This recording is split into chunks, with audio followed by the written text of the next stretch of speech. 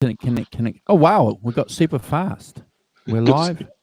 Super fast broadband. What have you done? You've gone around Nothing. the house and threatened them all with extreme violence unless they get off the internet for you. Good to see you, It's Simon. it's a perennial. How you doing? Hey, How's your I'm week sorry been? that I'm sorry that we didn't do anything on Monday, New Zealand time. No worries. We had a couple of things planned, didn't we? We were going to do a Jimi Hendrix show, Yep, still there, still waiting. So but we can mention it later on in the chat when anyone jumps on. So we're going to do that Tuesday morning. Sorry, Tuesday evening New Zealand time, which will be we're going to do that Tuesday. Rookie error. which will be Monday your time. Is that correct? Yeah. Awesome. So, and No, we'll hang on. have Tuesday. Oh God! So I get terrible. So Tuesday afternoon for you. Tuesday evening. Yes. Yeah. Yes. Right. So that's Yes. Tuesday morning for me. That's all right. Tuesday. Okay. Yeah. Okay. All right. Okay. I know. This high tech stuff that we've got to work.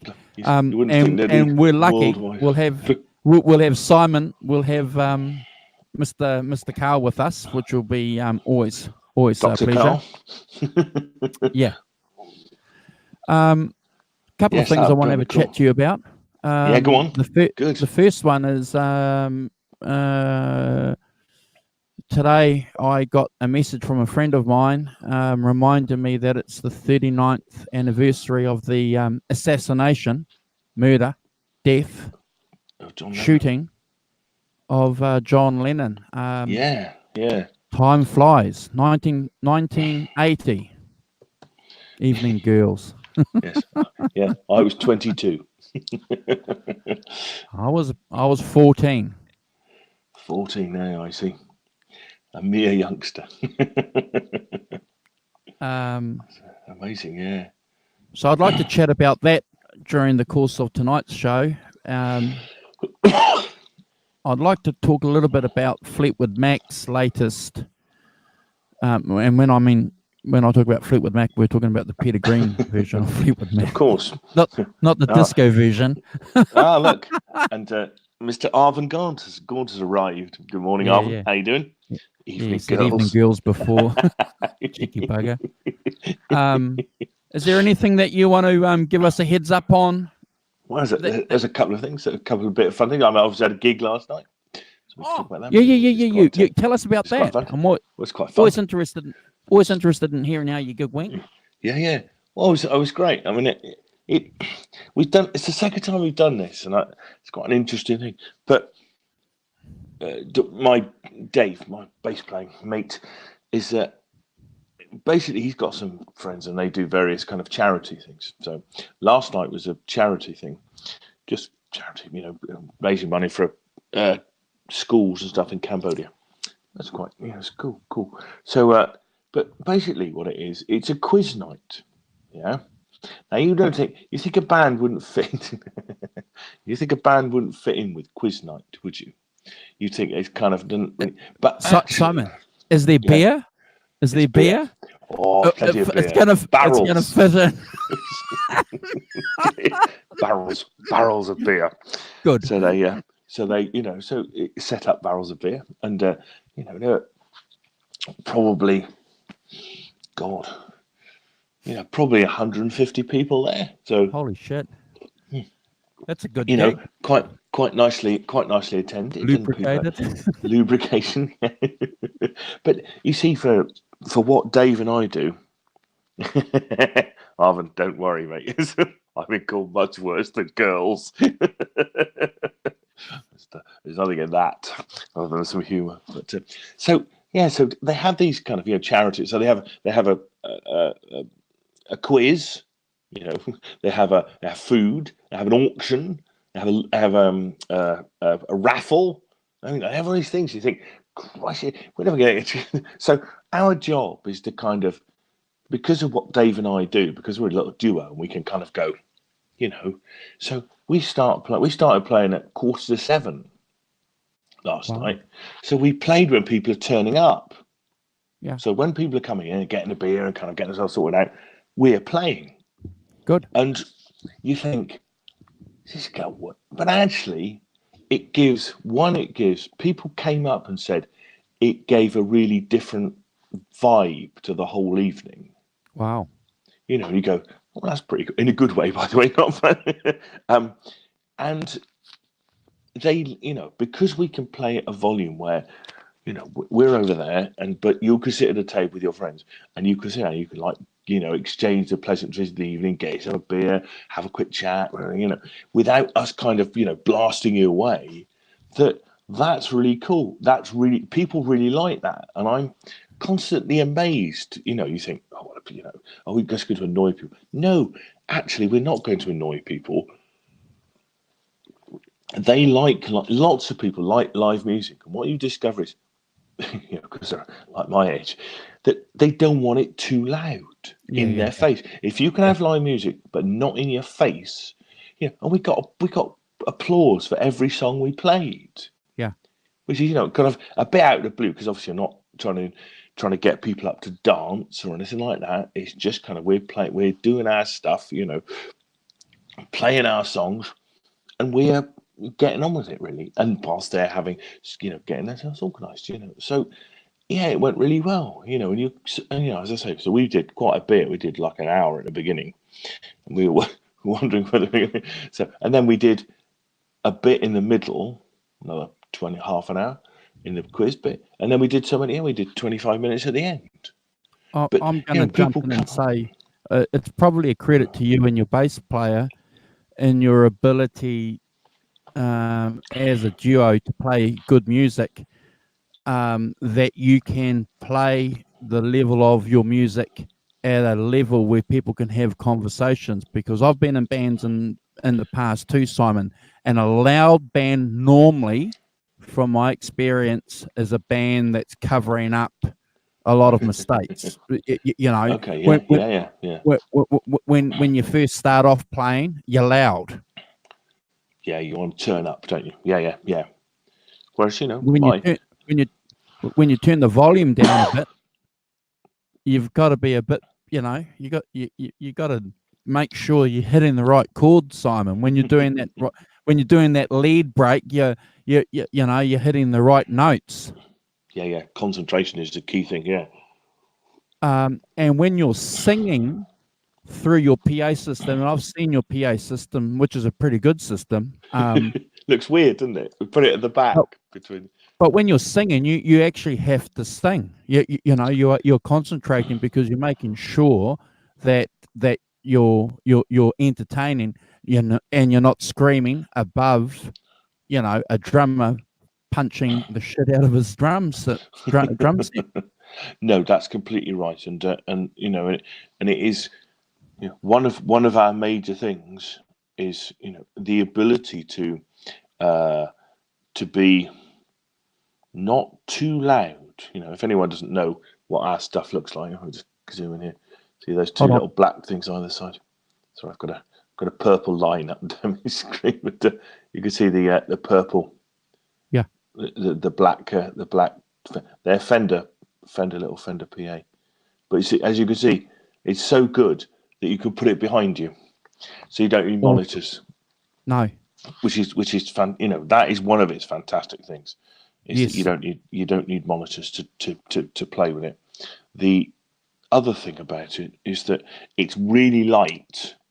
You know, those little bass things at the bottom, they only.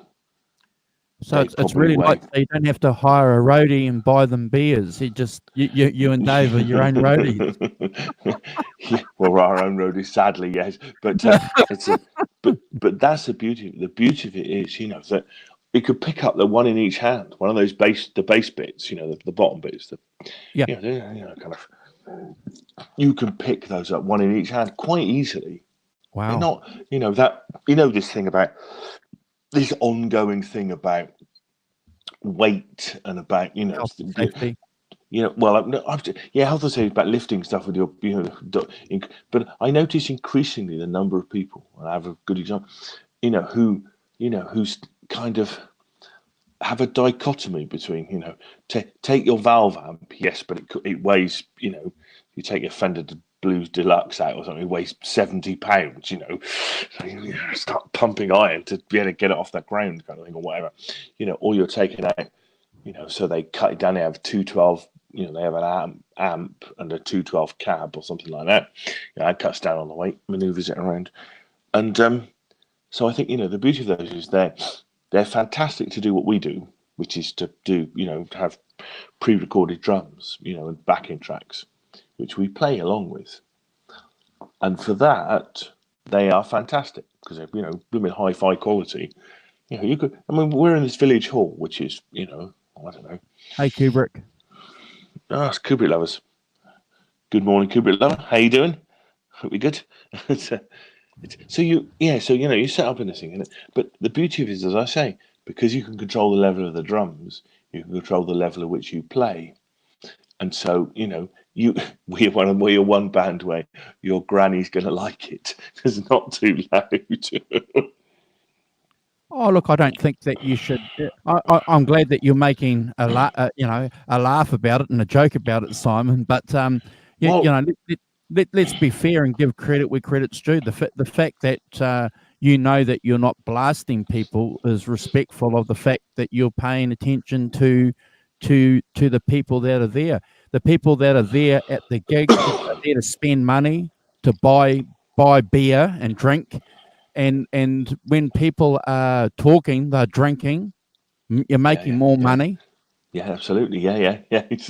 And you know, and it's we're fine with that. And I think it's as I say, it is interesting to me that goes down pretty well, and it goes down pretty well. Yeah, you know, with a lot of people. I mean, and so yeah, it was. You know, a lot of people came up at the end and said, "Oh, thanks for the music. It was really great. Really enjoyed it. Really changed the ambience of the evening, stuff like that." And you're like, "Okay, fine." You know, it's kind of different kind of gig. You know, makes you feel good being a musician, because after all, you know, that's what our show's about. It's, you know, we're guitar players. It's about, and you're lucky enough to gig regularly. You know, the last gig I did was in front of 10 people. You've done a gig in front of 150. So I win. You know, so you know that gives our show some credibility. I'd hate to think I was the credibility end of this, so it's slightly worrying. But yeah, Kubrick lover, you're right. Music is therapy. You know, it's therapeutic. Definitely has therapeutic qualities to it.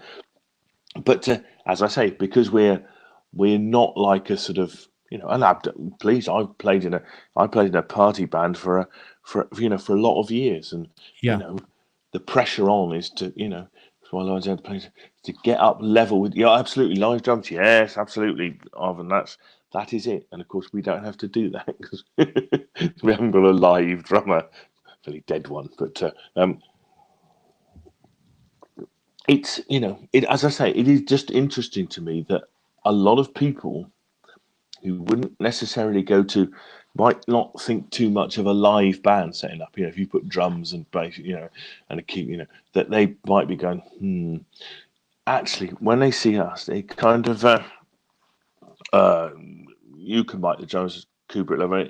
Miking the drums is about, for me, you know, there's two levels of it. There's obviously none. But if you want to add a little, especially, I think, the kick drum, if you want to add some stuff to the kick drum, you mic the kick drum.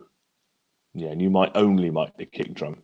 You know, usually drummers are quite, you know, their hands are quite heavy enough. You know, they get a lot of sound out of the top of the kit, but their foot, you know, the beat bit is quite often lost. So it's useful to be able to mic just the bass drum. Obviously, got up a level. The last band I was in, the drummer, he was loaned. I don't know much about drum sets or drums, but he had a full set, and it was a big set. Yeah. And he was loaned a smaller set, and the smaller set was remarkable as far as the volume, Simon. It was brilliant. It was great in a live situation. So I always remember that. you don't necessarily have to have mics. You can have a smaller drum set. But I've also spoken to a lot of drummers over the Was years. it Simon. louder? Was it louder, the smaller kit? Was it? No. It was softer. It was certainly more Oh, soft. okay. So from a live point of view, because I don't want to give drummers too much shit because it's a discipline like any other musical discipline, you know. And yeah, some search for drum tone have been really loud, and some have been just average. But I've spoken to a lot of drummers over the years, and they've all said the same thing, that it's like a guitar player. You can turn your volume up without necessarily turning your amp up if you use your controls on your guitar, if you know how to use your volume. And it's the same thing with the drummer. A good drummer will say, well, look, it's how they approach the drums in the first place. So indeed, yeah. Arvin said, I don't know what you saying. You were used to annoy people just playing solo drums or solo guitar. I agree with you. I've played with people who've got smaller kits, and you get a different sound to it and stuff. But most drummers I've met want a 22-inch bass drum, and I don't know, sometimes double pedals and all sorts of stuff, to try and get the bass bit to cut through. So I've been in bands quite a lot where you mic just the bass drum.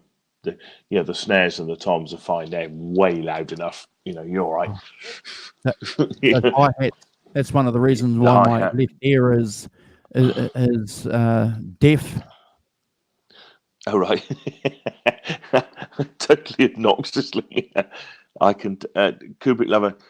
Keith Moon was not a traditional drummer, not by some distance. I mean, the classic thing is that that they say about the Who.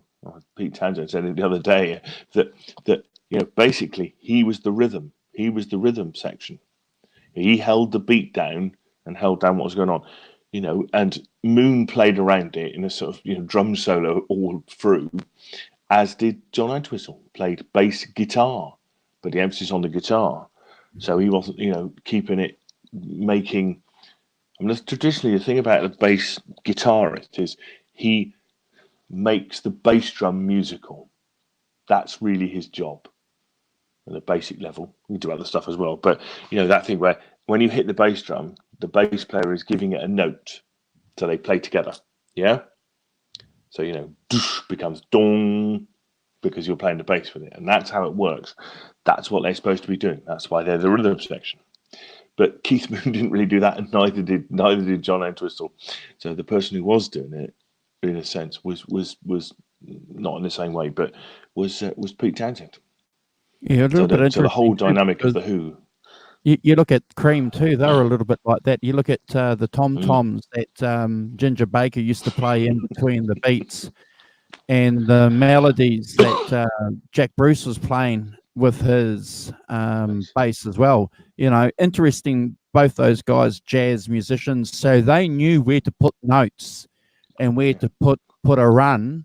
Probably more skillful at it than, say, just an average rock and roller that was coming along, and they did it well. But when I look at Keith Moon was a little bit like that too. He could put notes. He wasn't interested in just banging. He was, which is interesting because he got that reputation, didn't he? And I think people got that reputation when they saw them destroy their band gear and.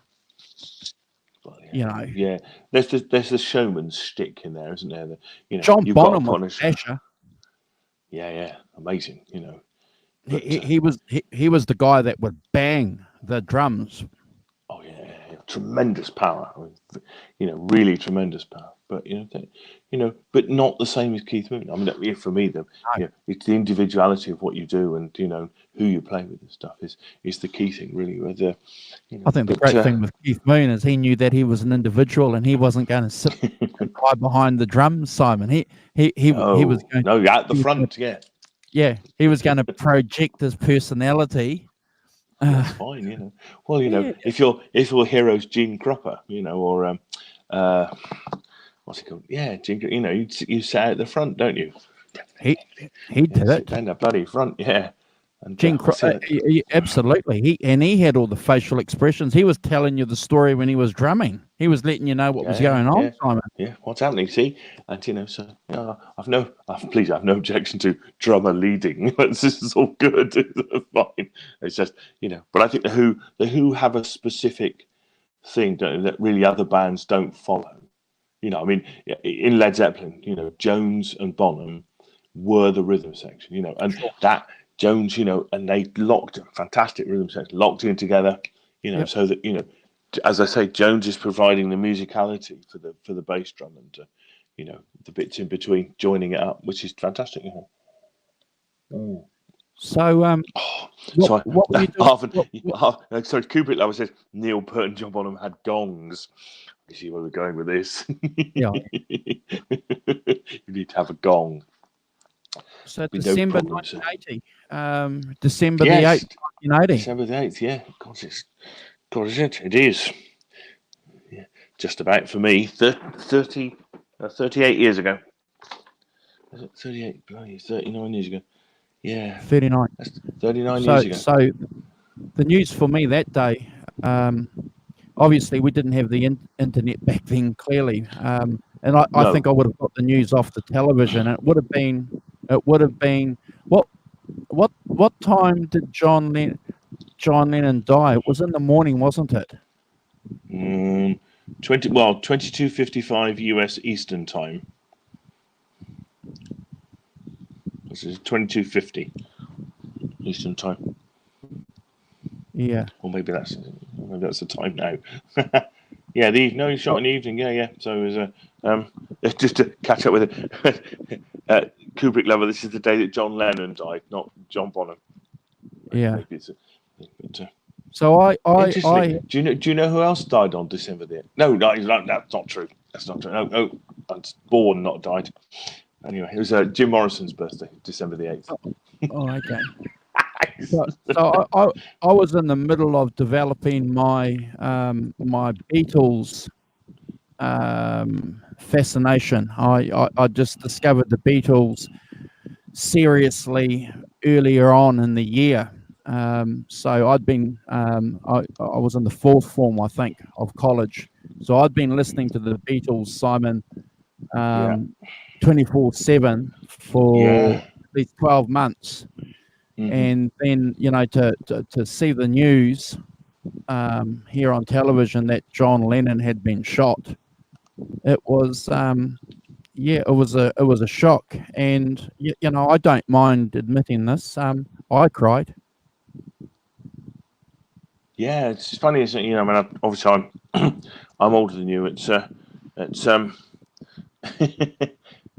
I don't think John Bonham died in the UK, Kubrick Lover, and John Lennon died in New York. So it depends on your definition of proximity, really.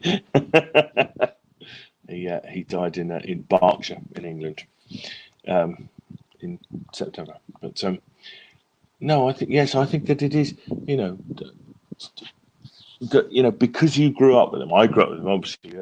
Like my parents had, Rubber Soul and Help and Hard Day's Night in house, so I grew up with those things. So yeah, it was tremendously impactful emotionally as a thing, because, and I guess I was sort of too young to be involved in the the sort of the 27 Club, the Jimi Hendrix, Janis Joplin, Jim Morrison thing. That was a bit, and when I started buying records, I mean, they were all dead, really. 71, I'm 71, 72 is sort of when I started, and they'd all died by then. So I didn't have an emotional connection to them. So I think that they basically, that was probably the first major rock star who died, that I'd grown up with. Yes, Kubrick Lover, same year, Kubrick Lover. I remember Elvis Presley dying because I went to school and the teacher wrote on the blackboard, "The King of Rock and Roll died this week." And I said, but I was never obviously clearly an Elvis nut. I would have been no. I don't know, 77. I would have been 10 or 11. but you're right. John Lennon certainly, I was 14, was certainly the first rock star, the first musician that I was listening to, that I was infatuated with, dying. And Yeah. what's worse about it, Simon, is that he didn't die of old age. No. He was murdered. Killed by a nutter. Yeah. Yes. Yeah, It's his motives apparently were, I don't know what. I mean, God, this is warped, isn't it? The frustrations with Lennon's lifestyle and more popular than Jesus remark, plus idolatry of Holden Caulfield and Catcher in the Rye. yeah, That's quite left field, isn't it? I yeah. mean, we talked about that. The whole more popular than Jesus. That's not it at all, is it? He didn't say that. No, He's making some not at other. all. Not at all. But so it just shows what is a warped mind that Mr. Chapman has. That it. Yeah, I mean, for me, he was Elvis. Elvis was different to me, obviously, but I don't, because I'm older than you. I was born in 1958. For those in the chat, so I'm starting 14. I'm 14, 1972, which is when I started really, collecting records and doing that. And obviously in 1972, Elvis had kind of, he wasn't what he was then. I think No, probably by 72 he was in his Vegas period, wasn't he? And yeah, I can remember, because you're young and radical, I was reading the New Musical Express and stuff, and I don't know if these things mean anything to Arvin and Kubrick Lover. The Enemy it was a music paper in the early 70s. Well, still a music paper, but not the same as it was then. But it had a lot of amazing writers on it. Charles Shaw Murray, Nick Kent, to name but two, and lots of others. Tony Tyler. And basically it was quite a sort of left-wing, newspaper. But it also talked in kind of amazing kind of philosophical terms about music and about, and it would be quoting, philosophers, talking about Nietzsche, talking about Marx, talking about all sorts of stuff. There's a 14-year-old going, wow, what is this? But because it's in the context of rock music, you're interested in it, it's not a sort of dry, coming out from a different angle. So so in the Enemy were kind of quite scornful of a lot of things, but quite scornful of Elvis, in his Las Vegas period, because that wasn't true rock and roll. I think they recognised the greatness of the really early stuff, the Sun Sessions, and the early RCA work that Presley had done. But I think by the time you get to the 70s, not really Vegas period, and a gradual kind of winding off really of his career. So it wasn't really the same thing as well, indeed, Kubrick Lover. Yeah, I've read very little of Nietzsche's book. I read a couple of things about him, but to have these names bandied about, existentialism and all sorts of stuff, being talked about, for a 14-year-old is a kind of, well, to quote Aldous Huxley, opening the doors of perception, without the drugs. But I loved it. I absolutely devoured that newspaper every week when it came out. The interviews and stuff. It's only I've got Nick Kent's collected essays of stuff he wrote for the Enemy then and things, and they're still brilliant things. They're still brilliant pieces of journalism. Even if slightly that people like Muddy Waters come out with, a middle class England accent, which is a bit weird. But I think you only notice that in retrospect. Mr. Famously Nick Kent, he'd turn up, with stuff written on cornflakes packets and things, and all sorts of stuff. But you didn't notice that when you were 14. You just thought, it's just words and kind of images and kind of, very, very kind of, that, very much in the style of that, expanding rock music into, a philosophy, a culture, all of those things, a deeper meaning to it all and things. And it was amazing. So, that's where I came in. And obviously John Lennon is a part of that, a massive part of that. That intellectualization of rock music and things, that he's a part of, because that's people. That's how people viewed the Beatles, didn't they? Much more kind of intellectual than maybe they had done with Presley. Whereas, Oh, well, I think so, because the generation that they were entertaining certainly grew through interesting periods of world history. The 60s, clearly was a revolution in a lot of areas of domestic and international life compared to the 50s. I'm not saying that the 50s didn't have issues, but post-war certainly austerity.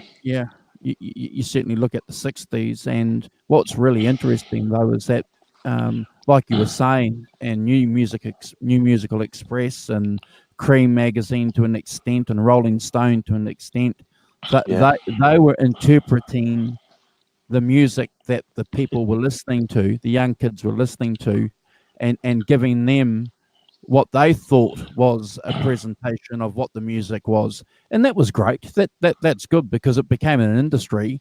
So while I wanted to listen to Sergeant Pepper's first before I read any review, I would listen to it, then I'd check you out, see what you thought, and then we'd go and swap music magazines. And Did you? Rolling Stone said it was shit, and New Musical Express said it was fantastic.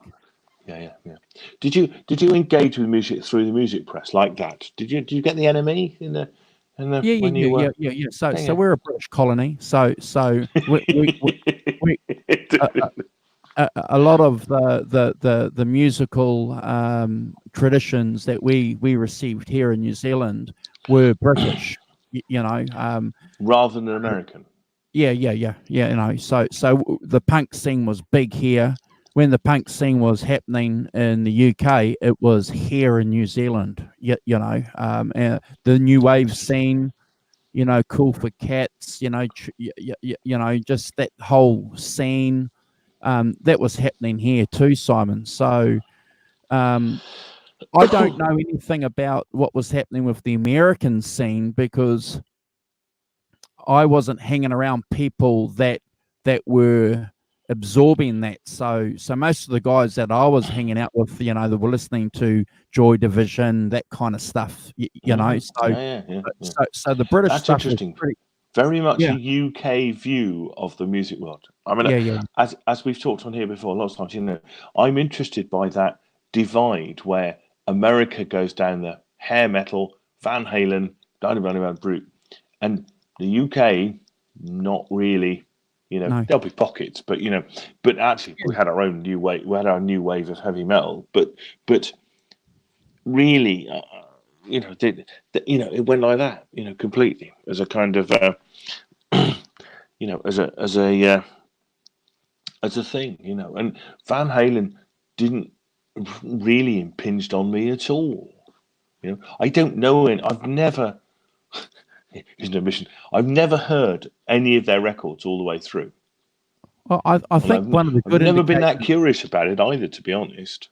One of the good indicators of what a group of society is listening to it. You look at the cover bands. So when I was 15, 16, 17, 18, 19, a lot of the cover bands, pub bands that were playing, Simon, were all playing that British bass kind of music, U2. We didn't have hair bands here. We didn't have guys mimicking Van Halen, even though I was listening to Van Halen, but we had five bands in town. We had 5 bands in town who were clearly U2, New Order, Joy Division exponents. Yeah, new wave exponents. Yeah. Just Kubrick loving. Yeah, of course, I mean, Van Halen. I mean, I get it as a kind of, on an intellectual level. They don't. Maybe I ought to finally go and listen to them. It's all a question of time. But as I said, I went down. I have a very kind of emotional response to music.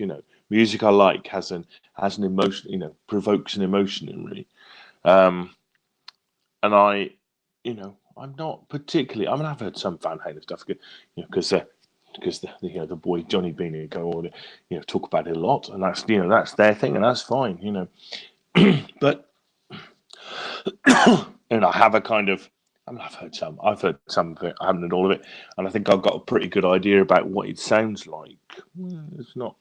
I mean, I've not come across any of it that has thrilled me. Not, but that's an interesting. That's that's about how a band, music, whatever. It thrills you. I asked people. I'm sure I've asked you. What was the first piece of music that made the hairs on the back of your neck stand up? You thought, wow, that kind of epiphany of the power of music, whereas before you just heard it, and then one day you heard it, if that makes sense. As I think, perhaps guys in Arvon and Kubrick Lover, what can you remember the first song you heard that made the hairs on the back of your neck stand up? And if it's Eruption, that's brilliant. Absolutely brilliant. But and I'll tell you what mine is, which is funny, but it's I think it's quite amusing, but it's because it's not sort of.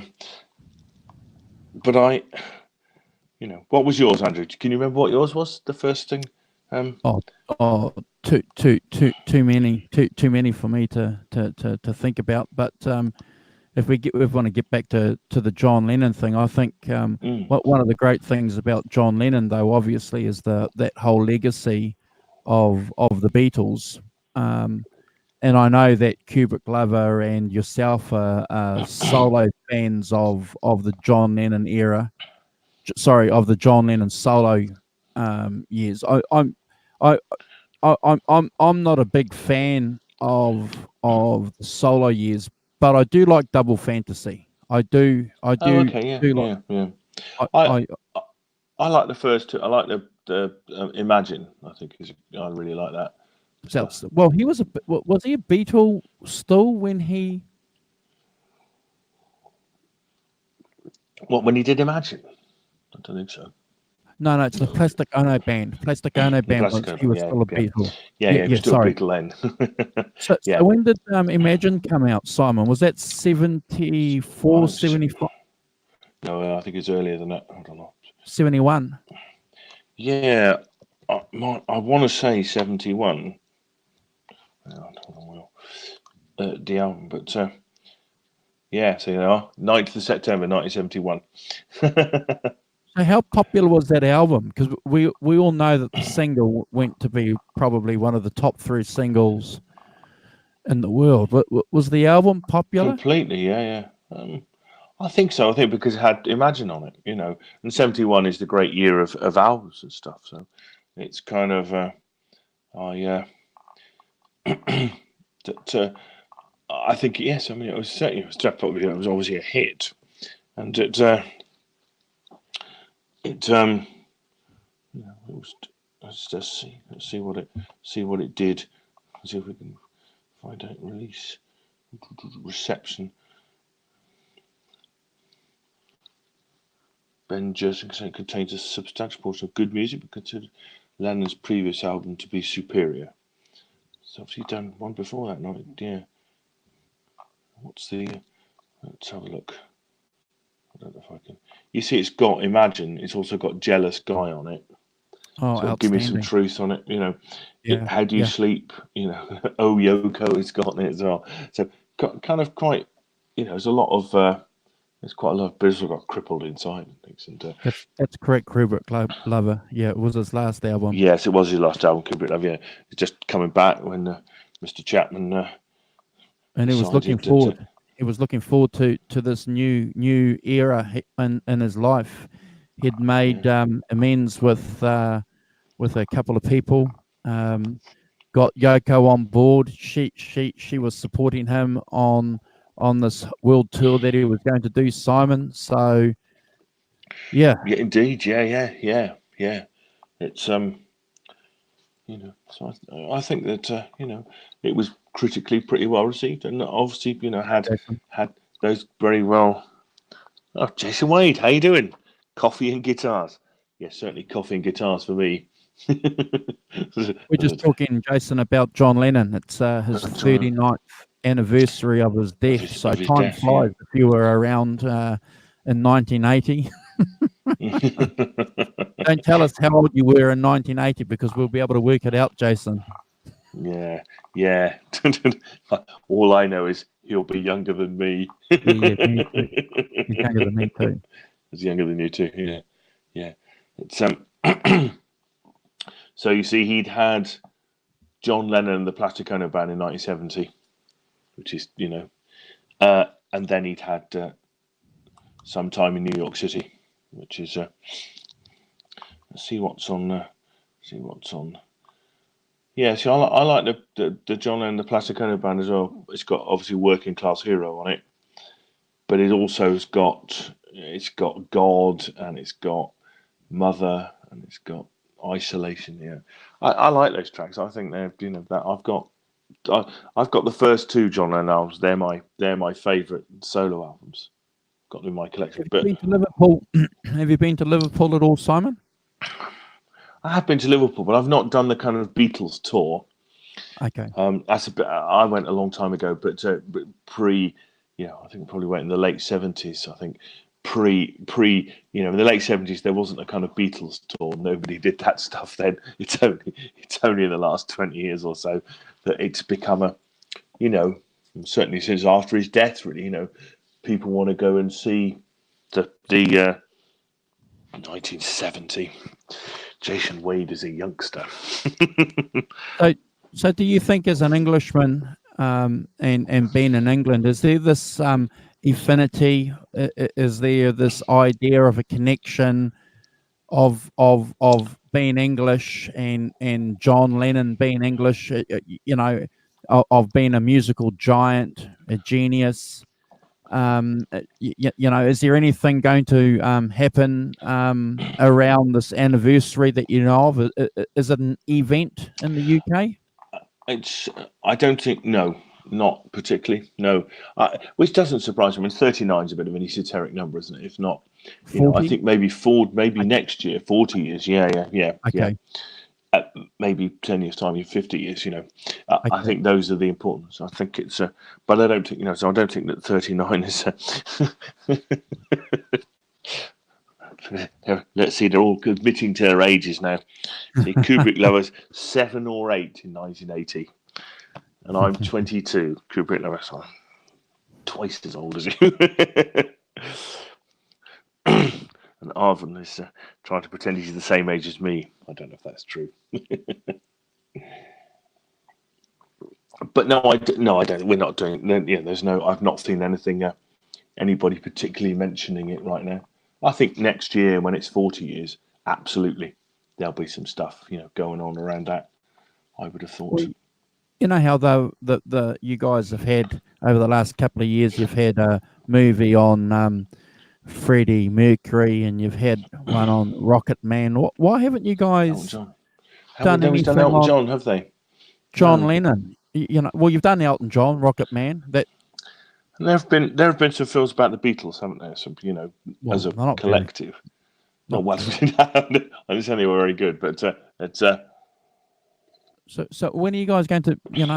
You did Nowhere Boy, which was a pretty good one, and that was about John Lennon leading up right up until they formed the Beatles. Right, he'd just met Paul and George, and that's pretty good. I thought that was pretty good. It's pretty good, yeah. So, but no, I don't know of any plans.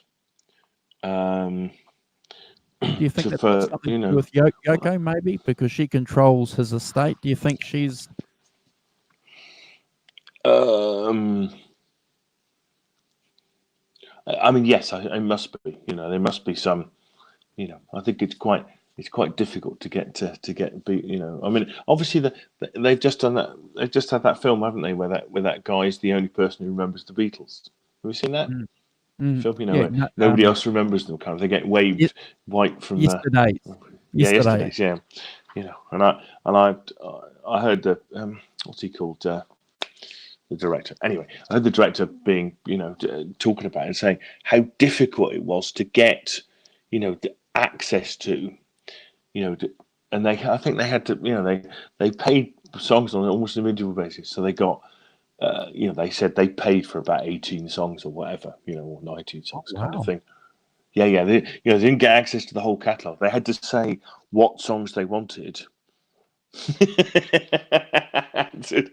Arvin's asking me for some ID. It's been a long time since anybody asked me for some ID, Arvin. Yeah, when you go to the supermarket and you buy alcohol and they come over because they have to check it, because I do self-scan, they have to kind of check that you're old enough. Yeah, right. They do that here too. They come up and have a look at you. Yeah, look at you. Give you the skunk eye. Grin. Yeah, give you the skunk eye. Some bloke's 40 years younger than me gives me the skunk eye. How old are you? I think you're probably old enough to buy alcohol. Leave me alone. But, I think that well, I think given the success of the Mercury film and the Elton John film, there must be more biopics. And you're absolutely right. Lennon, absolutely right for some sort of biopic, really, isn't it? Who else? Who else can you come up with? I just I think it's interesting that they haven't mentioned anything, or there's no discussion. And being a Beatles nut, and I've read a few biographies on John Lennon, and there's some very good ones and some nasty ones out there. It just goes to prove that anybody who can string sentences together doesn't make you an author. On the other hand, he was a difficult man, wasn't he? Complex, and it's biographies about how you balance those things off, isn't it? How do you balance the good with the bad, or the weird, or the strange things that people did? How you try and balance it so that we, the reader, gets not just a picture of John Lennon was a maniac or whatever, he was a bullying, cruel person, or whatever else it is, that actually you get a rounded view of the person and have some insight into their artistic development, and what they did. And I think that's difficult, That's John Lennon's a difficult person. But yeah, I agree with you. I don't like the sort of the sort of kiss and tell biographies, really. I want something a bit more serious than that. He made no bones about the fact that he was a difficult kind of guy. Cynthia Lennon's biography is nasty. It's a nasty book. It's a nasty book. But understandable. Yeah. In a way, you know what I mean? Hell hath no fury like a woman scorned. Yeah, nasty book. But I think the good thing about Lennon, though, if you want to do some research, it's clear. It's a little bit like Clapton. Clapton knew that he was an arsehole too to a lot of people, and went out of his way to make amends for it. To apologise to people. And certainly Lennon was doing that when he was recording Double Fantasy, Simon. It was a new horizon for him. He was looking forward to touring. I don't know how truthful this was, but people were saying if he was going to tour, if he was going to do a world tour, there'd be a chance where him and Paul McCartney would get on stage somewhere, because 1980, Paul McCartney was still bloody hot, wasn't he? Wings was still touring. Yeah, completely. Yeah, absolutely. Yeah. Oh, I mean, it's just. It's no, completely, and I think that obviously he's looking forward to going out and doing it again. Arvin, I agree. I think there's lots of I think that the success of, as I just said, the success of Kubrick Love You, not being rude at all, I promise, it's fine. I understand completely what you're talking about. Yeah. If you don't know them personally, you don't have an insight into them. Yeah. I think that's why it's really important, though, to if you're a fan of a band or an individual, and it's a great marketing tool as well. Read as many of the biographies or the books that are out there to balance it, because there's some bloody good ones, and clearly, there's some crap ones where guys have never done any research. They're just rehashing old articles, Simon, and it's wrong. Or they've done research, or they've done a lot of research, but it's with a particular slant, Yes. of kind of finding out scurrilous details about people and about, that, and all you're proving. I mean, I think for me, as I say, all you're proving is that surprisingly, none of us are perfect.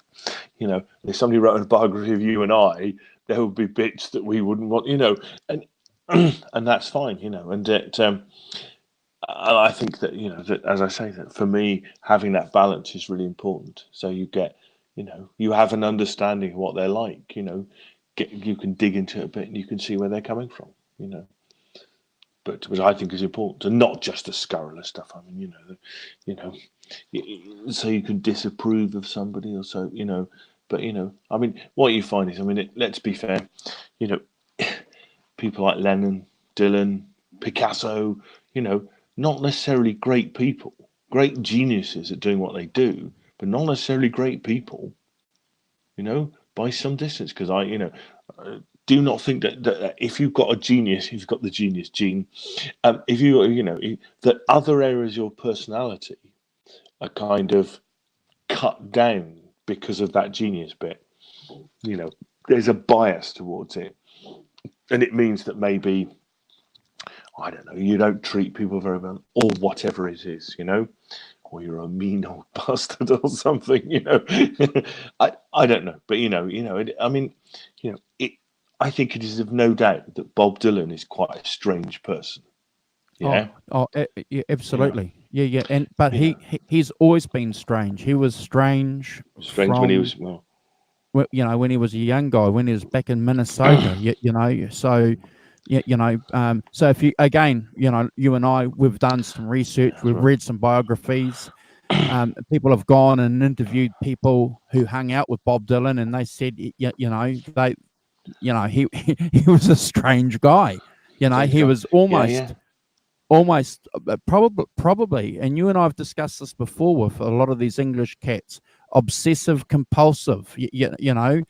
For Eric Clapton and Jimmy Page to sit and play a guitar all weekend and just come out to go to the toilet and eat, Simon. There's something going on, isn't there? And that was a little bit like Dylan. He was a little bit, and he couldn't wait to get away. How old was he? 15 or 16 when he left home? He was quite young. Yeah. Well, he kind of went to college and stuff for a bit, and so I was probably more like 18 or not. But 18. He turned up in his first album was 60. What, when he was 19 or something? 19. Yeah. I mean, if you think about bringing it all back. I don't know how au fait people are with Dylan here, but if you bring it all back home, is when he's like 22. Mr. Tambourine Man, all that stuff. Gates of Eden. It's like you're writing that when you're 22 years old. It's like, I mean, I love those records. I mean, they're they are among bringing it all back home is like one of my, those three albums. Bringing it all back home, Highway 61, and Blonde on Blonde. The difference with Dylan, though, astonishing records. The difference with Dylan and those albums at that time when he's 22. He's got road years under him. He's been on the road, Simon. He's been hanging out with Pete Seeger. He was listening to these folk guys. He was living rough. He was, as you know, living on people's couches and floors. Yeah. So he had an appreciation of life, probably that the average American college student didn't have. So so whatever he was talking about, from my perspective, has some authenticity. No, completely. Yeah. But Kubrick Lover's making a great point. In the 60s, Dylan would be asked about his mystique. I don't know if you watched any of those. There's some amazing. I watched one the other day, which is about half an hour, and it's basically Dylan does a press conference. Yeah. Yeah. Age 24 or so, 25. And it's just there's TV camera there, I think, in the middle. It's like a TV camera, and there's all these journalists and stuff, and amazing, they're all smoking wildly, and they're just asking him questions. It's like it's almost astonishing, what they ask him and what his how he views himself. It's a do you have any advice? I remember somebody said, "Do you have any advice for people?" And he's like, keep a good head and always carry a light bulb and stuff. Which is obviously just funny, but it's taken with great import. What Bob Dylan says, which is astonishing. I watched recently again on YouTube, Simon, the Rolling Thunder review of Dylan. It's on Netscape if you guys have got it. Yeah. Have you seen it, Simon? I have, yeah, I've seen it. Have you seen Ronaldo and Clara as well? No. Well, that's what I'm making reference. Is that going to show up on that? Back a bit. See if it focuses. It's not quite focusing. No, it's not. It's not. It's blurry whirly. But yeah, interesting documentary for that time. Yeah. I recommend it. And if you want to get an appreciation of how abrasive Bob Dylan is. Oh yeah, he did come off well. Kubrick Arvin says he doesn't come off well in that film. They did during the Boo tour. Well, it's I think it's. I mean, but I think you've got to be. Have you seen the is it No Direction Home? Not that's the Martin Scorsese one. What's the one What's the first the first one that he films, the one of him touring in England in '65 when he was doing the acoustic one. It's outstanding. I know the one. And the one where there's that famous thing where a young Alan Price. Do you remember that Alan Price? He's talking to him, and then he's talking to that student, and that student is like going, "Why aren't you a voice of a generation? Why aren't you this?" And I've seen a lot of things like, "Oh, he's so cruel to this guy," and then I watched it and I thought, "No, he isn't. He's been really nice to this, but he's desperately trying to get this guy to think, And it's like I was amazed because I'd read some stuff, saying, "Oh, he's this poor student gets a roasting from Bob, blah blah blah blah." It and then and then I saw it and I thought, that's not what I've read, at all. I was amazed that that he spent so much time trying to get this guy to, in a really nice way, and he wasn't being horrible to him, I mean, I've got to find out what this. I can't. Why am I such an idiot and I can't bloody remember it? Well, he got booze here when he toured New Zealand about maybe 10 years ago, Simon. I didn't go and see him. I got caught up somewhere else, but he played in my hometown. In a newly built Purpose Arena, and he got booed. Yeah, I think he's. Yes, I haven't. I saw him about maybe 5 years ago, and actually, I saw him at Wembley Arena. No, not Wembley, the O2, which is like 20,000 seater. Actually, I really enjoyed it. I did really enjoy it. I mean, he's these days he's quite a singular singer, but he had a good rock band behind him, so it's definitely a rock concert. And he basically, when I see him, he did new song, newer song, old song, newer song, old song, and he just alternated back between the two things. Okay. And he did lots of, and they were good versions. I thought he was great. Actually, I really enjoyed it as an experience for sure. On that same tour, the Aussie press savaged him too because he refused to play any of the classics. He was just doing.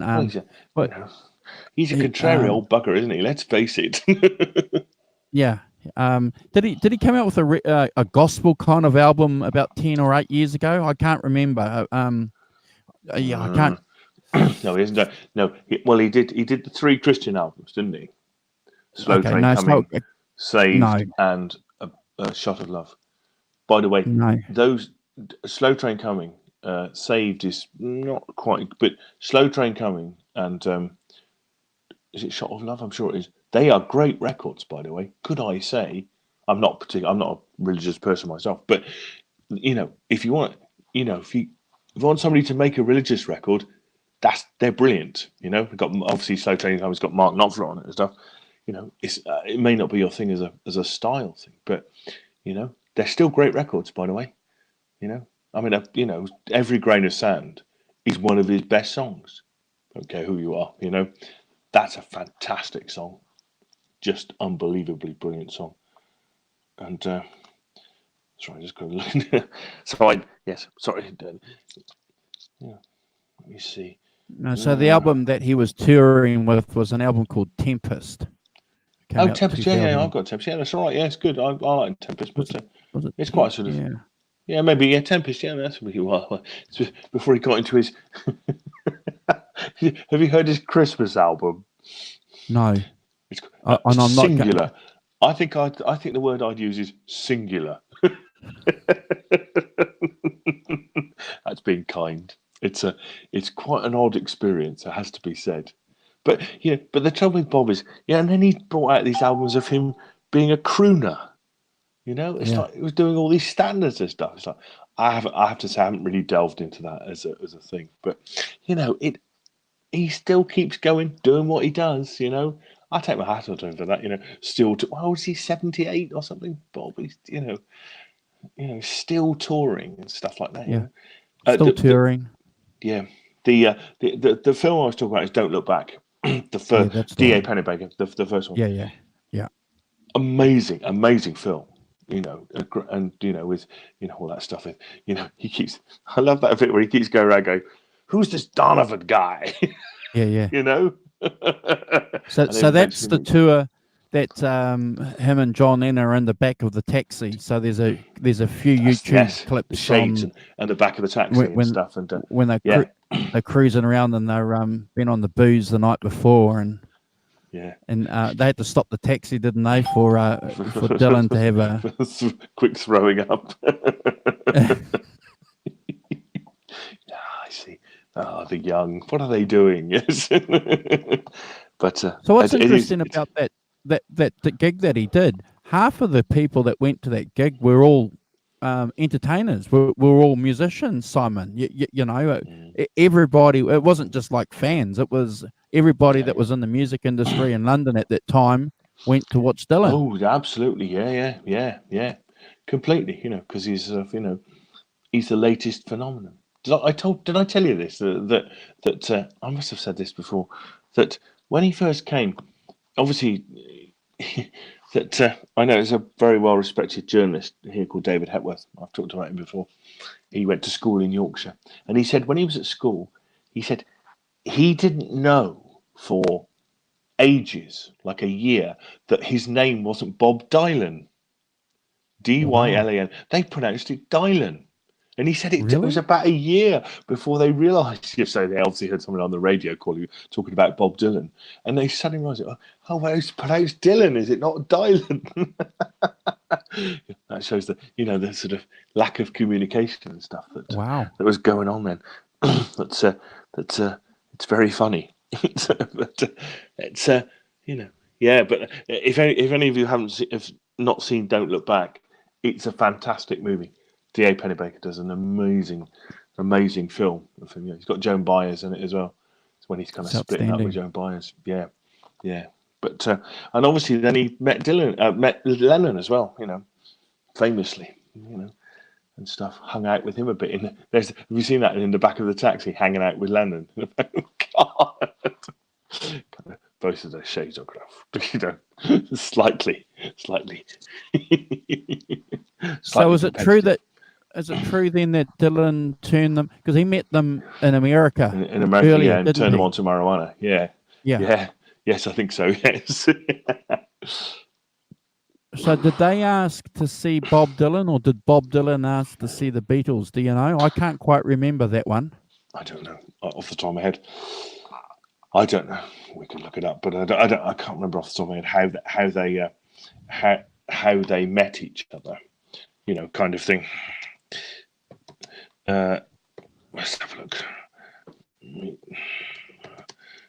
Beatles. Let's see. It's Beatles, was it?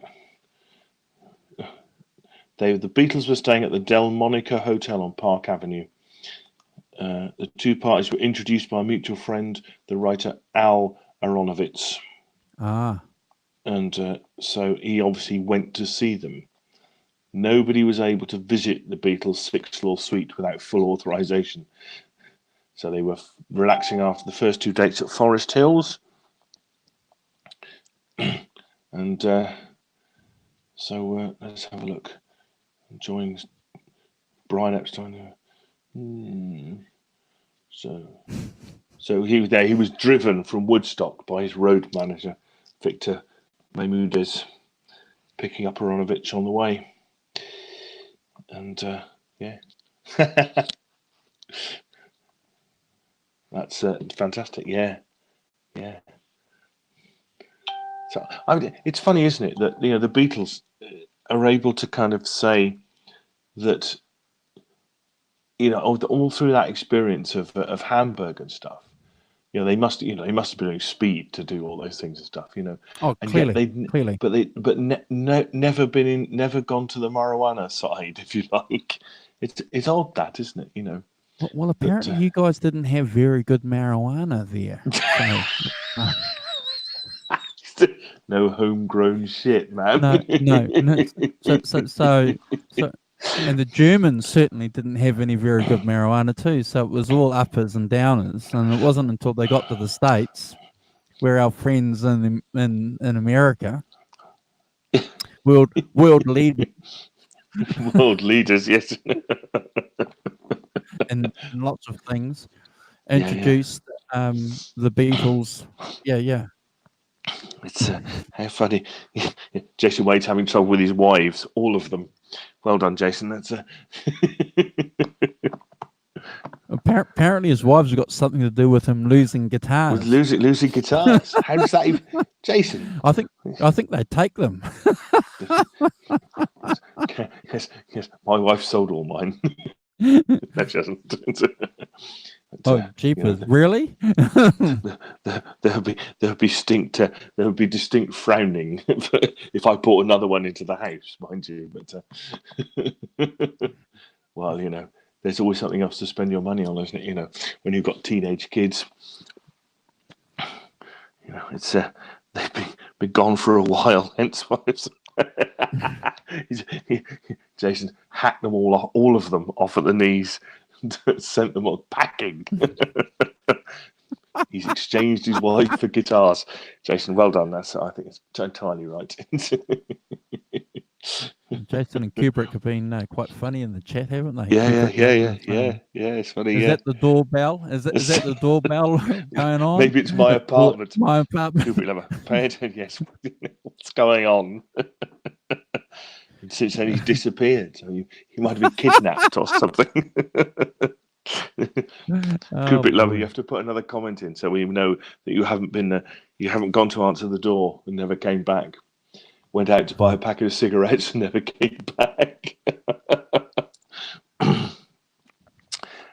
Yeah.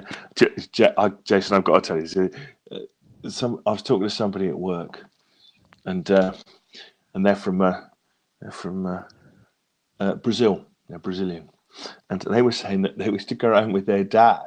He was like sort of local, sort of fishing impresario. Sounds a bit, he's obviously a bit of a. One hesitates to say the word gangster, but a bit dodgy. Suitcases of money and all sorts of stuff going on. And apparently, when they were young, he used to go around introducing them to his mistresses. Oh, really? Yeah. Every port kind of thing. But wow. And then one day he did go out for a pack of cigarettes and never came back. It does happen in real life. Oh, good, he's still here. Thank God. Okay. God for that. It's not someone knocking on his apartment door. Kidnapped. We're now in a hostage situation. Live on YouTube. Yes, with no direct access except by Kubrick lover typing stuff in. Help. Well, this is one of the good reasons about being single. You can get as many guitars as you want. Much better. Yes. Yeah, Jason. What? So you've got no bed, just sleep on guitar cases. Yeah. Put a blanket over them. Got another. It's a brilliant bed. Oh dear, it's a lovely idea, isn't it? Fantastic. I like that a lot. What are we doing this evening, Jace? Oh, well, you can come to my place. Oh, yeah, okay. You got anything to eat? No, I've got no food. Got no but food. I've got guitars. a guitar you can play. Got a coffee? hundreds. No, got no coffee, but Yeah. I've got a guitar over here you can have a jam on.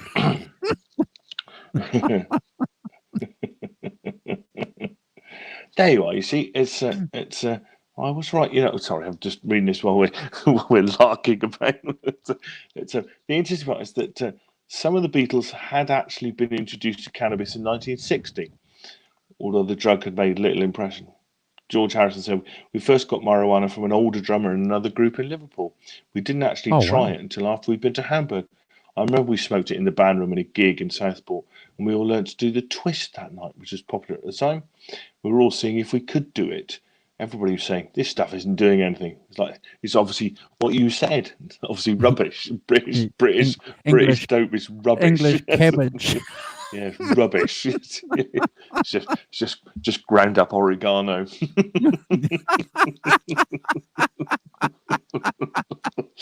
It doesn't do anything. It doesn't work. It's marvelous. Yes, yeah, that's funny. Yeah. And then obviously Bob turns up with his quality gear. Yep. Rolls him a fat one, and off we go. Away. And then we got Rubber Soul.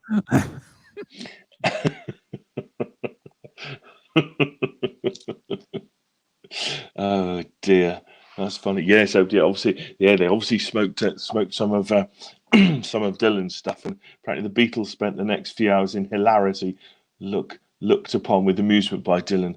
Brian Epstein kept saying, "I'm so high, I'm on the ceiling. I'm on the ceiling." The normally refined manager also seems, yeah. Oh, so Epstein had a take too, did he? Yeah, he was there, and he's look out, Kubrick lover. You've got to send us a message when you come back, so we know. I'm making light of this. I've no idea. Where does Kubrick lover live? He's an American. He's an American. North American. Yeah. I'm sure he's yeah. Right, I've watched his on his channel. He does a lot of reviews on films. Obviously. Yeah, films. Yeah. Really good. Yeah. Yeah. Very enjoyable. Yeah. I'm back. Thank God for that. Kubrick lover, we were just saying we had no idea where you lived, whether you lived in a dodgy area. Answering the door could be something of a dangerous exercise. I have no idea. An American, yep, we knew that. Yeah. I watch your channel. I watch your shows, your reviews. I've watched some of your reviews, Kubrick lover. Yeah. It's fantastic. So, oh dear. So yeah, they did. They had to obviously smoke marijuana in the past, not thought anything of it really. But it didn't work, Simon. It didn't work. Ooh.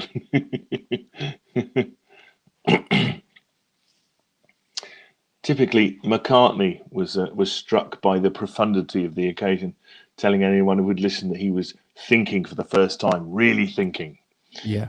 Wow. So it's I love this. He instructed Mal Evans to follow him around the hotel suite with a notebook, writing down everything he said. Yeah.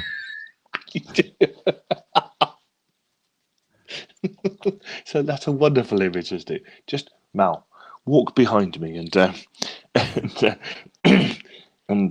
write down everything I say. Well, that's right. Well, Paul Kubrick lover, McCartney that's fine. was a regular marijuana smoker right up until only recently, about 10 years ago. He gave up. McCartney. Paul McCartney. Yeah. Yeah. Regular marijuana smoker. That was one Famously. of the reasons why the one-legged girl left him.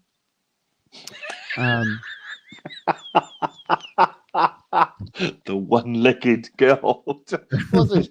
Treasure Island. Yes, Long Joan Silver or something. I forget her name. Heather. Heather. Yeah. That was one of the. Well, that's one of the Mills. things that she said. That she was pissed off that he used to get stoned every night. Yeah, weird. Yes, it is a good image, Arvin. I agree. They're all doing the twist. Yes, learning the twist whilst not high probably works better, to be honest. Well, yes, I think quite a lot of people didn't like Heather Mills. She was onto a bit of a loser from the start, wasn't she? Sadly, it's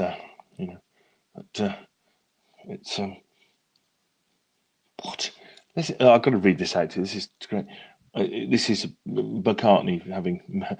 I remember asking Mal Evans, our road manager, have you got a pencil? Which, of course, everyone was so stoned they couldn't produce a pencil, let alone a combination of pencil and paper. I'd been going through this thing of levels during the evening, and in each level I'd meet all these people again. Ha, it's you. Then I'd metamorphose onto another level. Anyway, Mal gave me this little slip of paper in the morning, and written on it was, there are 7 levels. Actually, it wasn't bad.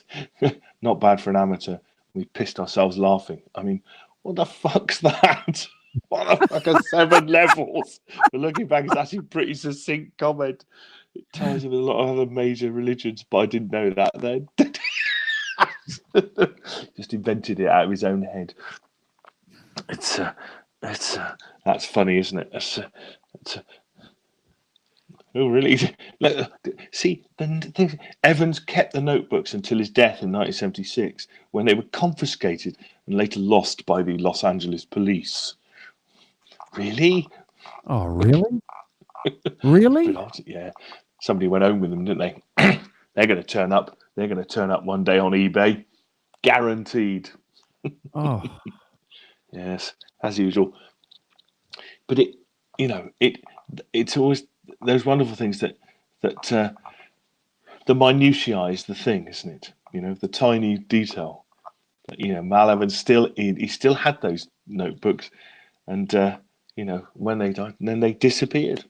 The Los Angeles police conveniently lost them. I wonder what they had in them to make them lose them. It said my suspicious mind. So before we sign off, Simon, do you want to tell us about your gig? You've got a gig. When are you doing the gig? Is it tomorrow? No, we did a gig last night. Last night we did a gig. So I'm still up. Oh, you don't. You don't have another gig. We're going to a gig tonight. I'm going to a gig. Going? Okay. Yes, sorry. It's very confusing. We played a gig last night. Tonight we're going to see my friends, the Blue Airplanes. Oh, okay. Okay. I thought you were playing at that gig. Okay. So no, we're not.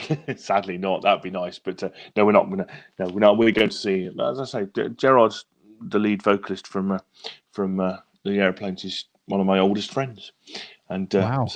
And they always do a Christmas show. They do a kind of Christmas show. They own I can't remember why they did, but they own a music venue in Bristol, quite a well-known one called The Fleece, which has bands. I went to see the Brothers Landreth there a couple of weeks ago, and it's a kind of, it's a large pub, so it has kind of 500 or 600 capacity, that sort of thing, and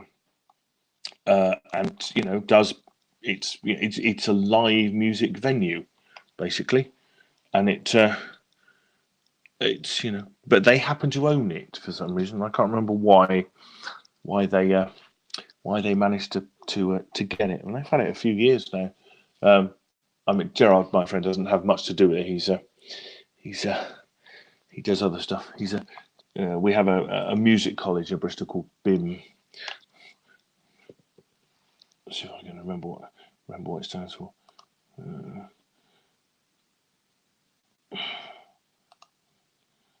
So he's head of songwriting at the BIM Institute, which is one of quite a lot of music colleges and stuff. You can go and do a degree in, music, popular music, guitars and stuff.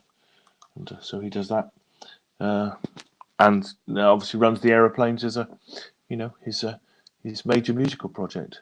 And they're quite big in the they got a bit on the verge of breaking through in the late '80s. They made an album with a guy called Gil Norton, who also recorded the Pixies. Yeah. He did Doolittle. So they recorded him, Swagger. They recorded an album called Swagger, which is great. It's yeah, it'll be fun. So they do a Christmas show every year, and I normally go, and so me and my wife Caroline and Dave, my bass player, and his wife. So we're going tonight, jollying off to Bristol. So I've had a proper musical weekend.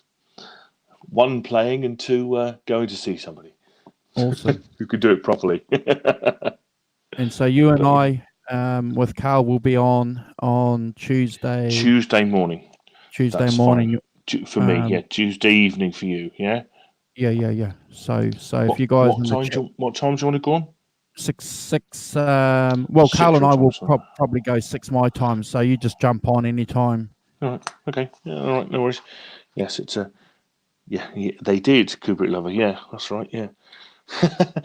Kubrick Lover wants to know, how did we meet? I don't know. We probably met in Johnny Bean. Did we in the chat in Johnny Bean? You and I. Yeah, I presume so. I presume he's talking about me and you. Yeah. Yeah. So no, in the Johnny Bean, and then Carl and I were doing a show on the Rolling Stones, and you jumped up in the chat and you were offering, that's right, yeah, like these guys here some key stuff, and I said, Simon, do you want to jump on? And you said nah, and then I said, Simon, do you want to jump on? And you said nah, and then you no, said, I didn't. oh yeah. Then you said, yeah, okay. And I'm sure I didn't do the no bit first. And then we did a couple of shows, and then I think and then Carl and I were doing our show regularly, and then Carl decided that he was going to focus more on his career, and I still wanted to have a weekly hangout talking about the music that I like. Kubrick Lover. And I'm too old to have a career. I'm only doing this for purely selfish reasons. I enjoy Simon's insight and Carl's insight, and obviously your guys' contributions in the chat. And if I haven't made it clear to you before in the past, I think I have, Kubrick Lover, about you jumping on with us. Yeah, I do have your Facebook. I'm friends with you on Facebook, so maybe we should tee something up in the next couple of weeks. I know this is a bit of a silly season because we're about 2 weeks or 3 weeks away from Christmas, and I take a break, so we'll probably, we've probably only got about maybe 4 shows left, Simon, this month, maybe, if that's okay. Less than that. We're with the 8th, so we've got 8th, 16th. We've got, and then what's because Friday's the 20th, so we've got the weekend before that, which is the 16th, and then we've got Friday the 21st and 22nd is the week before Christmas, and then we've got 28th and 29th, which is the weekend after Christmas. Yeah, well, I can do a show before Christmas and New Year if you're up and out. Yeah. Well, I'm going to be in Instow in Devon on my family Christmas, but Monday morning at that's fine. Yeah, get up. Yeah. Oh, we can go a little bit later because I'm not working. So Okay. Okay. Cool. Yeah. Well, I still conscious we have to feed your family. Come bang on the door. Could you stop that? And it's only purely selfish reasons, Kubrick Lover, that Simon and I do this. It's just, and I appreciate the fact that Simon's got to get up early, and we enjoy hanging out with you guys too. It's we don't have any. It doesn't matter. I'm not a musical expert. Not mine. Well, fine. Well, come on. You can tell us about movies. That sounds good to me. Musical movies. You see, it's music in movies. I mean, for me, the things, they all overlap, and our own personal experience is our own personal experience. So please come on and tell us all about yourself and stuff. That'd be great. Tell Yeah, us yeah. about the song remains the same. You know. Yeah. What, Yeah, The Last you, Waltz, Bob Dylan you know, films, God. what you think about Grease? Is Grease one of the greatest musicals Grease. ever or not? Yeah. Or is it Saturday Night Fever? Oh, Saturday Night Fever. Kids. Nothing. Kids. Saturday Night Fever is a great movie. Yeah. It's an Well, outstanding movie. I think those Bee Gees songs, you can tell by the way I walk, I'm a woman's man, no time. Oh, That is fantastic. yeah. Could I say? Even the Could I story. say? The story's great though. Yeah, yeah. Oh, the story's good as well. Yeah, yeah, yeah. Oh, it's I have some YouTube friends in the UK. It is 7:46 a.m. in the UK right now. Kubrick lover. Yep. And I get up at I got up at 5:15. Which is if I didn't, I wouldn't do it if I didn't enjoy it. YouTube fame. Yeah, YouTube fame. Really? Nobody's recognised me in the streets of my village yet. Why hasn't that happened? And it's true, guys. We're not paying Simon. Andrew's sending me Bitcoin to do this. It's true. Simon's not being paid. Yeah. The good news is the bad news is not being paid. The good news is I only have to come down to my kitchen to do this, not anything else. Oh dear. Yeah. You know about Staying Alive. You can go from Staying Alive to Another Brick in the Wall by Pink Floyd. It's pretty much the same thing. Yeah. It's really fun. You do it a D minor, Yeah. Dave and I have messed about going from one to the other, joining them together. I don't know if you can go. Oh God, I can't play my guitar now.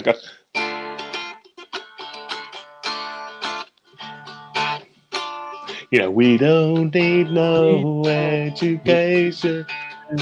Then you can go. You can tell by the way I walk, I'm a woman's man, no time to talk. Dee. See what I mean? That's good, isn't it? Oh wow. That's fun. And what you do, you could go for what you could do a whole section of Pink Floyd and then go into the Bee Gees, no problems at all. Wow. Yeah, You just got to know your chords. You got a chord, yeah, and they do fit together remarkably well. I mean, I'm not suggesting there's anything untoward, but it's that's a bit of fun, isn't it? Songs you can. I like that songs you can merge into other songs and kind of. Oh, it's fantastic. You've got to have a skill and ability to do that too. So credit to your band, Simon. Yeah. The beauty of having a two-piece is there's not really any politics going on. The two of us just agree on stuff, and then we just do stuff. What we like to do. Oh, I mean, I was in a 7-piece before that, and that's quite hard work politically. There's factions, and there's But yes, with a 2-piece, we are. Hair of the Dog and Day Tripper. Ooh. Hair of the Dog. Is that AC/DC? Hair of the Dog. I don't Kubrick know. lovers talking. I mean, obviously, Day Tripper is the Beatles song, but I don't recognise Hair of the Dog. Kubrick lover. Who's that by? See, we know so much about music. No idea what that is. I think. Do you think it must be Good Scotsman? Nazareth. Yes, Nazareth. Yes. Dan McCaffrey. Yeah. And yes, what's he called? Manny Charlton. They are. I know their names. To be sent away. But Nazareth. Yeah, of course it is. Yes, Nazareth. You'll recognise it. God. This Flight Tonight, their biggest hit in the UK, written by Dr. Andrew. Written by Joni Mitchell. So Joni Mitchell's on This Flight Tonight. Yeah. What's that? Kubrick lovers. Look out. Kubrick lovers getting tough now. There's a guy, Guitar Hack. He's like, Guitar Hack. How you doing? Have you just come in from a gig? We're Or, winding up, Heck. winding each other up. But, Good to how you see doing? Heck. Yeah, I presume he's come in from a gig. So it Yeah. normally happens, isn't it? So I'm late for him. The lyrics to the song, is it? Oh, blimey. Just got in from a gig. How was it, Guitar Hack? Was it good? Yeah. See, we're all gigging. Heck was playing his Music Man. I saw. Was he? Did he took his Music Man out? Did he? Yeah. How did that Oh, go, Heck? yeah. Did anybody ask you for Eruption? I do think that's an interesting thing, isn't it? That particularly, I'd never thought of it until I think probably Johnny and Dave Nestor were talking about it. You know, that you can't take those guitars out and not play Van Halen. You know, there's a certain. Oh yes, we had. You had the backup drummer. This is the one where your drummers. You couldn't. Yes, it was just okay, but it was okay. And So it was just I bet okay. people were fine with it. Okay. The middle's all right. It's just the beginnings and the end, isn't it? It's just amazing. Good. Oh, I'm glad it was all right. Music Man's great. Yeah. But yeah, as I say, I hadn't sort of figured out that because those Eddie Van Halen, those Stripe guitars and stuff are so distinctive that Correct. if you go out with it, is there an expectation that I don't know, Andrew, because you've got one, haven't you? So have you found that where some people, you turn up with that and somebody goes, So I can turn up with this here, and that's it's no right. problem. Yeah, no problem. Okay, no problem at all. And that's the EVH guitar. But Carl and I, we went out a couple of months ago. Yeah. And I took this, and I was playing "Sympathy for the Devil," and it's true. People were saying, a couple of mates were saying, "Come on, Black and Blue, Panama, play Panama." Yeah. So you're just going to get harassed to do Van Halen stuff. Yeah. and I can't play Eruption. I can play Panama, but I can't play Eruption. Yeah. But yeah, it's funny that I hadn't sort of figured that out at all, because it's the most distinctive signature guitar, that, isn't it? I can't think of anybody else who has a signature guitar that's so distinctive like that. But do you think if you bought one of those Hendrix Strats that people would just harass you to play Hendrix? No, I don't think so. I don't think so either. No. Because a Strat, look, which Hendrix Strat? Is it the? Well, I was thinking of the white one. I was thinking of the white one with the the flowery drawing on it. Yeah, or is it this was purple one? Yeah, completely. I suppose, yeah. That's just weird, isn't it? That you as I say, you turn up with that, you start playing "Sympathy for the Devil." Can't play that on that, Thinking, when are you going to do some Van Halen? It's like, I'm not. It's a great guitar. That's why I'm playing it, not because I have to necessarily produce Eruption out of a hat. And that's a stretch in anybody's books. I'll be honest up front with you, Simon. It's an okay guitar. My Stratocasters, you can't beat a Strat, Simon. No, that's why I have my 32-year-old Japanese Strat. That's my go-to guitar. If I'm only taking one guitar, that's what I'm going with. That's what it does. I've got my Les Paul and a Strat. Like you were saying, you can't go wrong. Can't go wrong. Completely. No. I have got my telly. I've got a telly, a Strat, Les Paul type, and a Super Strat. There we are. Can't go wrong. I only need a P90 guitar. Would be my assessment. Need one more guitar. And at some point, I might get one. But awesome, man. Hey, look, I'm mindful of the time. Yes, we need to go and have something to eat. Always a pleasure. Always a pleasure hanging out. Your family is sitting at the table like that with their nose what's going. When's he coming? My dog, actually. It's Your the dog. Is it? It's the dog. Driven by the dog. Well, hopefully, guys, thank you very much to Kubik Lover, Guitar Hack, and Arvin for popping by. It's been really good fun to see Guitar Hack. My Les Paul trumps my Strat. Education Hack. You need to go on an education course. Mr. Gibson over there is a. I'm not going to argue with them because I've got both, and they're great. You've got to have both. You absolutely. You've got to have a dual humbucker guitar, and you've got to have a single. I haven't got a Les Paul, but I've got a nearly Les Paul. Go. No, I agree with you, Simon. You got to have if you got a Strat, and you got a double humbucker, you're fine. Les Paul type. Yeah. Hack knows best, of course. I'm not going to argue with Hack. Me neither. It's quite right. He is right, and he does know best. and there's nothing wrong. Again, there's nothing wrong with a Fender Squires. There's nothing wrong with an Epiphone. The great guitars. No. Great guitars. Yeah.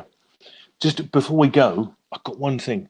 Did you see this week the Andersons video about the Boss Waza Air wireless guitar amp headphones? Yes. The snappy type. Did you see it? Yes. When they're moving their head and it's moving around. Yes. The stuff. Amazing. I want one. I've pre-ordered one. Have you? What, the headphones? Yes. Really? Yeah. I can't wait for you to get those. Fantastic. So I can't wait to see what that's going to sound like going through my aux box, which has got the amp and the cab simulations. It's going to be. Yeah. Well, but yes, about the headphone system, Simon, is that you just plug it in now. You don't need to go straight into your amps. It's all there, and you just Bluetooth it. Bluetooth it, put the little thing in, bingo. Yeah. They looked astonishingly good to me, and you could tell by their face. You couldn't. Wow, let's look at that. Andertons, I think that do a very, very good video presentation on their gear, man. They're very good. They are really good. I really like their stuff. I really like what they do, and I really like how they approach it. I'm aware that they're a shop and they want to sell things, and I'm fine with that. Completely fine, because it's over the door, isn't it? If you don't get it, they won't say anything bad about something because they won't say. It's like, well, no, but anybody with worth their salt on YouTube doesn't necessarily say bad things about stuff. They maybe don't. They criticize things in ways, and Lee's not. What I see about these guys, yes, I take for granted, they're a shop, but I see guys who are passionate about gear and playing music. Lee's a Clapton nut. He loves Stratocaster. He worships Pink Floyd's guitarist. What's his name? Bloody David Gilmour. So they talk about these guys like you and I, and it's like, wow, and then you get Clappers on, who's a metal nut, so, and then you get Pete, Danish Pete, who does other stuff, they've got their things that they do, don't they, and stuff, and I really enjoy their stuff. And it's funny what you comment. Did you see you probably didn't watch it. They did a all about the bass. Do you ever watch any of those all about the bass things? Yes. With did you see the one with the Jaco Pastorius one? Yes. That was brilliant. That was where they jamming at the beginning was just brilliant. Where Lee's playing a bass and Nathan's playing a keyboard. They got a drummer. I thought that was really cool. Actually, really good. If you haven't seen that, guys, in the chat, go and check that out. The Jaco Pastorius one they did with Lee. I thought it was brilliant. That was like really good video. Nothing to do with it, almost nothing with bass. But I went and re-listened to the Jaco Pastorius album on the back of it. It was fantastic. And obviously doing Heavy Weather, Weather Report, which is one of my favourite records. Yeah, outstanding reviewers, outstanding gear reviews, just by passionate guys who love it. Yeah, put a lot of money, put into the quality of it and stuff, and long time ago, I mean, they've been doing it for years, haven't they? At least been doing it for a year. Him and Joel, sort of 9 or 10 years, which is I've been amazing. watching Lee since 2011. Really? So, Wow. yeah, yeah, Yeah. yeah. I've been watching Andertons for since about 2011, 2012, Simon. And Lee's gotten better as a guitar player. It's amazing. He's great. Yeah. Oh yeah, absolutely. He got his thing, and that's what he does, and different to Rob, and that's really cool too. Yeah. As you were so rightly saying, the key thing about those guys is they are passionate musicians, gear people, and that comes through, doesn't it? They're not pretending. There's not, and you know, and I think, yeah, his interviews are really good as well, aren't they? Yeah. Fun interviews with the musicians and stuff, getting people in. That's really cool. But Talking of interviews? Did you see Greg Koch on the That Pedal show? no, I He haven't wrote, seen that one yet. go and watch it. It's Okay. absolutely. I mean, you know what Greg Koch is like. He's off. Yes. He's Yes. on. Oh my god! I had laughing my bloody head off at points. It was really funny. He is really funny. So that's worth Kubrick checking out. Lover. Just one little thing for you. Lee's favorite guitar is his Fender Squier 50s Stratocaster that he's got the Clapton boost in it. That's That's his favorite guitar. So it's not a Fender Strat, it's not the Clapton Strat. It's the Squier custom vibe that he's modded himself. Modded himself, So, yeah. Because that's what you do with those guitars, don't you? Mod them. Yeah. Right. Okay. Let's run on that bombshell. Let's run. 141. All right, mate. Always a pleasure, buddy. Look forward to hearing how your gig went when I see you next time. Yeah. Fantastic. Next Sunday we can, as I say, thanks to Kubrick Lover, Arvin, Guitar Hack, to Kubrick Lover, Lee Anderton from Anderton's TV. Yeah. And take care all. Have a good week. Thanks for dropping by. Cheers, Hack. Cheers, Arvin. Always a pleasure. Kubrick Lover. You guys get on, Kubrick Lover. Sort it out. Come on with us. It'll be great.